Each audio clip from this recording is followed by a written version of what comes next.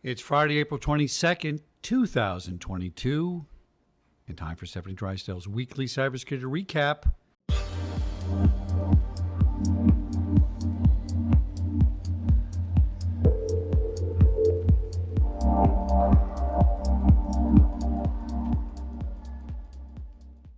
Stefanie, welcome, my friend.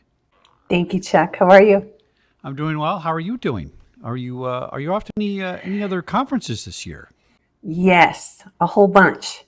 Hopefully all of them. If we can get COVID to stay far, far away, then I plan on resuming my visits to hang out with all of my favorite people. How about you? Yeah, I this is my busiest year, ironically, right? And when COVID hit, I went virtual strictly. I had the machine to do it. Yep. And I thought, well, I got a new business model. Conferences are kind of a thing in the past. No, they're coming back strong. I've been booked for more physical appearances than in my 10-year career with this stuff. So it's positive. I I'm love it. traveling, but it's going to be a lot of fun. You always have something I interesting agree. to tell me. So let's get started and take it away. Here we go. So this week, Gadgets Now shared an article titled 9 Types of Password Hacking Attacks and How to Avoid Them. So I know this may sound like a broken record, but as long as people keep doing these things and criminals keep exploiting them, we have to keep stressing the importance of basic password security. First is brute force password hacks, essentially a guessing game where the hacker tries different password combinations using hacking software until they're able to crack the code. 2, credential stuffing password hacks. So this is a type of brute force that uses stolen credentials to break into your online accounts and profiles.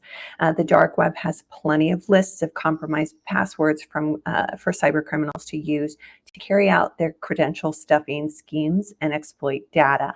You can enable two-factor authentication for online accounts to be notified of any suspicious login attempts. Third would be social engineering password hacks. Hackers create websites that they design to seem like legitimate login pages. LinkedIn's a very popular one lately. These criminals send you to fake login fields that won't give you access to your account, but it does record the information that you type in, giving the cyber criminal your login credentials. So avoid clicking on any suspicious links or attachments and always look for pages with a secure URL. That's the one that says HTTPS at a very minimum. Fourth would be keylogger password hacks. This is a spyware used to track and record what you type on your keyboard. So despite being legal to use, depending on the reasoning, hackers take advantage of this software by intentionally infecting vulnerable devices and recording private information without your knowledge. Installing a reliable, comprehensive antivirus software onto your device can help with some of these attacks. 5 is password spray hacks. This is when the hacker uses a large number of stolen passwords, sometimes in millions, sometimes on a small number of online accounts, to see if they can gain access. So in order to stay safe from such attacks, you can make a routine of changing your passwords every couple of months. Definitely use the password manager for that one. Phishing password hacks. Password phishing attacks often come in the form of an email or a text message where the hacker may pair these messages with a link to a strategically designed social engineering website that's created to trick you into logging into your profile. So these websites will record the credentials that you type in, giving the attacker direct access to your actual account. So to avoid that, you're going to want to double check your URLs before logging into any accounts. Make sure that they look exactly the way they're supposed to. Man-in-the-middle attacks is the 7th one. They use phishing messages to pose as a legitimate business to complete the following goals. 8, spyware password hacks. Embedded links to social engineering websites to get people to compromise their own credentials, and by double-clicking the sender's email address on suspicious email messages can protect you from those. And 9, shoulder surfing.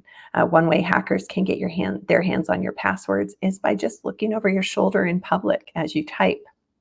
So make sure that you enable biometric features like facial recognition or thumbprints and whatnot to sign into those accounts on your mobile devices.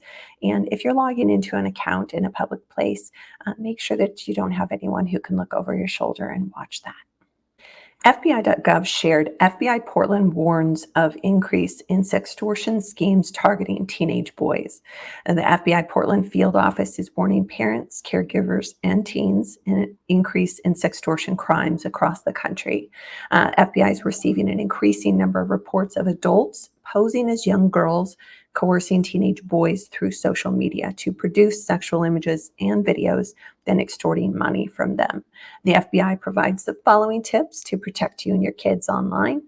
First, be selective about what you share online. These are also good tips for everyone, especially your personal information and your passwords. If your social media accounts are open to everyone, a predator may be able to figure out a lot of information about you or your kids. 2, be wary of anyone you encounter for the first time online.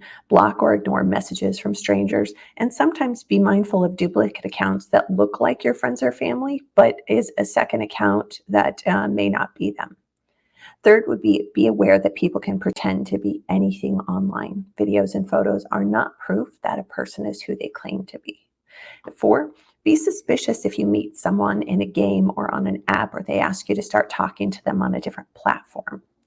And 5, encourage your kids to report suspicious behavior to a trusted adult.